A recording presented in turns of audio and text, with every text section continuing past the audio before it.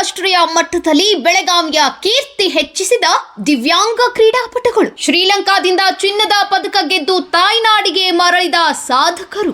ಸರ್ಕಾರದ ನೆರವು ಸಿಗದಿದ್ದಾಗ ಸಹಾಯ ಮಾಡಿದ್ಯಾರು ಗೊತ್ತಾ?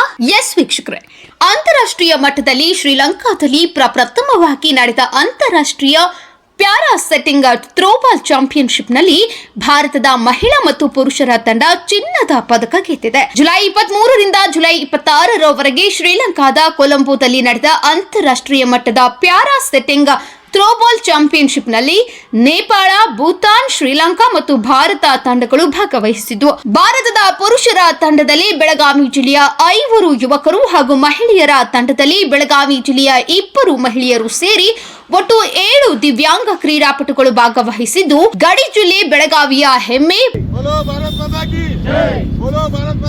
ಭಾರತ ತಂಡದ ನಾಯಕ ಬೆಳಗಾವಿಯ ಮಹಾಂತೇಶ್ ಹೊಂಗಲ್ ಸೇರಿ ಈರಪ್ಪ ಬಂಡೆಪ್ಪನವರ್, ಮನ್ಸೂರ್ ಮುಲ್ಲಾ, ಸೂರಜ್ ಕುಂಬಾರ್, ಸೂರಜ್ ಧಾಮ್ನೇಕರ್ ಪುರುಷರ ತಂಡದಲ್ಲಿ ಇದ್ರೆ, ಮಹಿಳಾ ತಂಡದಲ್ಲಿ ಮನೀಷಾ ಪಾಟೀಲ್, ಭಾಗೀರಥಿ ಮಳಲಿ ಭಾಗವಹಿಸಿದ್ರು.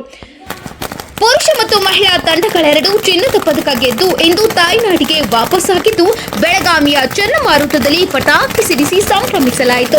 ಇವರ ಈ ಸಾಧನೆಗೆ ಬೆನ್ನೆಲುಬಾಗಿ ನಿಂತಿದ್ದು ಬೆಳಗಾವಿಯ ಖ್ಯಾತ basketball coach V S Patil ಅವರು. ಬಾಸ್ಕೆಟ್ ಬಾಲ್ ಕೋಚ್ ಆಗಿರುವ ವಿಎಸ್ ಪಾಟೀಲ್ ಅವರು ಕಳೆದ 10 ವರ್ಷಗಳಿಂದ ದಿವ್ಯಾಂಗ ಕ್ರೀಡಾಪಟುಗಳಿಗೆ ತರಬೇತಿ ನೀಡಿ ಅವರ ಅಚ್ಚುಮೆಚ್ಚಿನ ಪ್ಯಾರಾ ಸ್ಪೋರ್ಟ್ಸ್ ಕೋಚ್ ಸಹ ಆಗಿದ್ರು.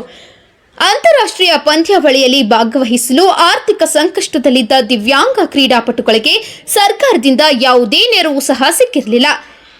ಈ ದಿವ್ಯಾಂಗ ಕ್ರೀಡಾಪಟುಗಳ ನೆರವಿಗೆ ಬೆಳಗಾವಿಯ ಹಲವು ಸಂಘ ಸಂಸ್ಥೆಗಳು, ವೈದ್ಯರು, ಉದ್ಯಮಿಗಳು ಮುಂದೆ ಬಂದಿದ್ದರು. ಬೆಳಗಾವಿಯ Suresh Yadav foundation, Facebook friends circle, Samarthanam ಅಂಗವಿಕಲ ಸಂಸ್ಥೆ, ಇಂಡಾಲ್ಕೋ ಲಿಮಿಟೆಡ್, ವೇಗಾ ಹೆಲ್ಮೆಟ್, ಖ್ಯಾತ ವೈದ್ಯ ಡಾಕ್ಟರ್ ಮಂಜುನಾಥ್ ಗೋರೋಶಿ ಸೇರಿದಂತೆ ಹಲವರು ಕ್ರೀಡಾಪಟುಗಳಿಗೆ ಸಹಾಯಧನ ನೀಡಿದರು. ಚಿನ್ನದ ಪದಕ ಗೆದ್ದು ತಾಯ್ನಾಡಿಗೆ ಮರಳಿದ ಬೆಳಗಾವಿಯ ಹೆಮ್ಮೆಯ ಕ್ರೀಡಾಪಟುಗಳಿಗೆ ಸುರೇಶ್ ಯಾದವ್ ಫೌಂಡೇಶನ್ ವತಿಯಿಂದ ಸನ್ಮಾನಿಸಿ ಗೌರವಿಸಲಾಯಿತು.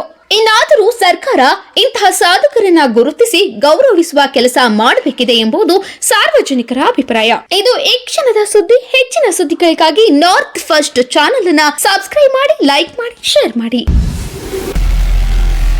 ನಾರ್ತ್ ಫಸ್ಟ್, ಉತ್ತರ ಕರ್ನಾಟಕದ ಆವಾಜ್.